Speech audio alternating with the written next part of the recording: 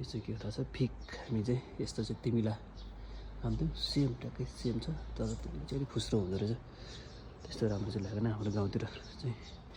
तिमीला पुरै कुहिएर गइरहेको हुन्छ यस्तो भित्र मह जस्तो भएको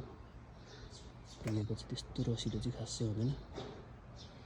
तै पनि यस्तरी घर घरमा लगाएको रोपेको हुन्छ हामीले चाहिँ संरक्षण गर्न जानेनौँ गाउँमा खेतबारीतिर त्यतिकै फलेको तिमीलाहरूलाई चाहिँ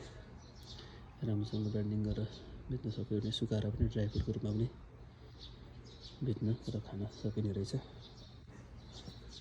हेर्नुहोस् मैले देखाउनेछु कस्तो हुन्छ भनेर यहाँबाट पाक्नु लागेको जस्तो रहेछ ल यो हो फिक यसलाई चाहिँ फिक इङ्ग्लिसमा फिक कोरियनमा चाहिँ के भन्छ थाहा होइन नेपालीमा चाहिँ हामी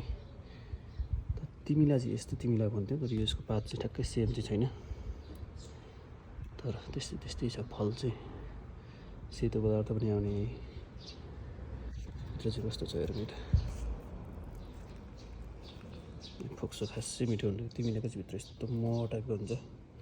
तर यसमा चाहिँ फोक्सो छ खासै त्यस्तो टेस्टी छैन फोक्सो मात्रै छ